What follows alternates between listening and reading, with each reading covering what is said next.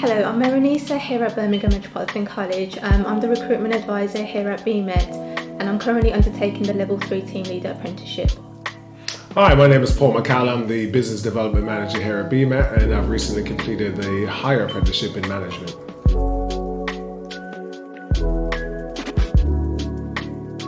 The reason why I chose this specific apprenticeship is because I came across a statistic that said that only 32% of employees have faith in their leaders, and when I saw that, I wanted to be part of the change. I wanted to not contribute to that statistic, and I want to be a kind of leader that really cares about their employees' well-being as well as their professional development. For me, I suppose, similar to Mehr-un, but also looking at it from my point of view, I've been on a journey where I've started at sort of entry-level apprenticeships, and I had a break during my time here and decided at a later point in life that it was going to be advantageous to me to do a higher level apprenticeship focusing on a management qualification, specifically just to gain a set of skills that I think would suit me in my current role as I look to develop equally as well within the college.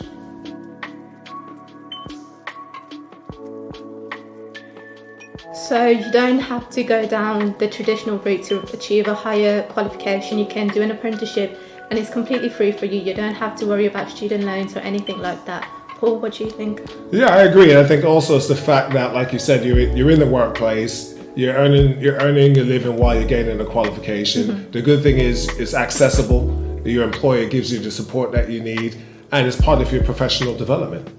Yep. And you get a free qualification which is nationally recognised, and you get that hands-on experience like you said. So yeah.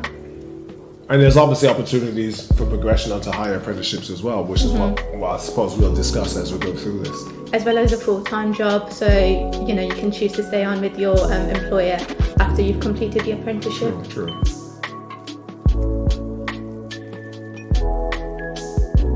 Okay, so I think I'll probably say that we both have communication on this, won't we? Yeah. For skills, because improving your communication skills is a really good thing.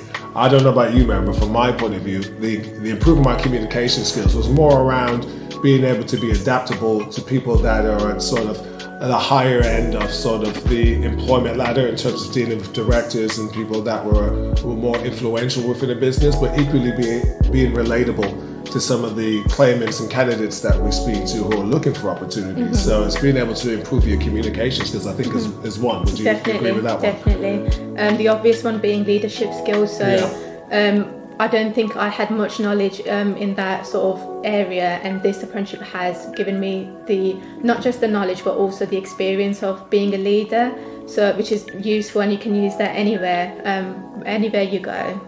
Yeah, and I suppose the other thing, which if you know about apprenticeships, a lot of people will frown on this when you talk about functional skills, maths and English.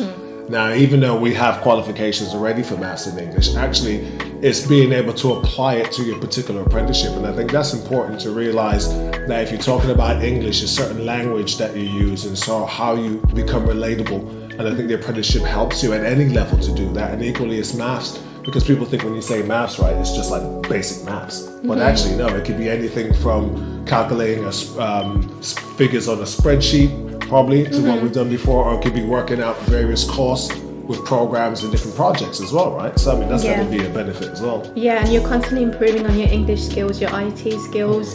This is part of the apprenticeship, so it doesn't end when you leave school or college. You will still continue to develop those skills. Yeah. And I suppose another good thing as well, which again, looking at conversations we've had, I think really even if you're doing a level 2 up to a degree level apprenticeship, I know we mentioned communication, but it's the transferable skills as well, which I think people take it for granted, because it doesn't really matter if you're doing administration, doesn't matter if you're doing management, doesn't matter if you're doing accounts, engineering, whatever it is, you'll always have a set of transferable skills that relate to how you interact, how you engage, which are core elements of customer service, really, which are always woven into the apprenticeship. So there's a lot of benefits, I think, to doing it. Absolutely.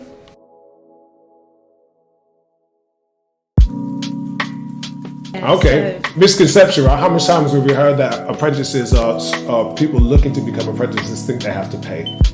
Oh yeah, that's one of the most common things we get.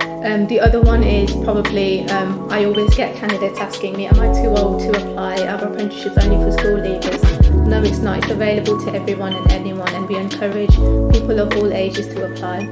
Yeah, and equally, I think it's if you're looking to be an apprentice. Also, I think the misconception is that employers won't hire you unless you're 16 to 18, or if you're considered young, which is down to the person you're talking to. But I mean, what we know for a fact is that employers will go for anybody that has the right attitude. And I think that's a misconception, that if you do apprenticeships, you have to have all these skills and you have to have all these qualifications. The whole point is you're somebody who has a passion or an interest in something, and you want us or any other college or provider to help you find a job. The employer actually comes to us and they're just looking for people that have attitude, good attendance, focus, and commitment. I think that's a misconception. You don't need to have skills. You just need to have a passion and an interest in something, and let us help you to find the right apprenticeship. Yeah, definitely.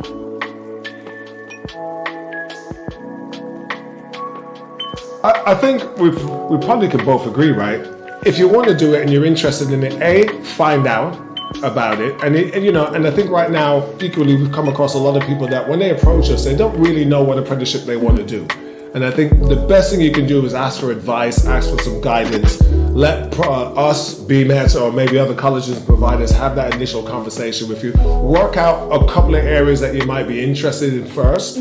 Do a little bit of research, and then come speak to your provider or your college about what's available, what the options are. I think it's essential that you kind of get your head around what it looks like to be in that profession.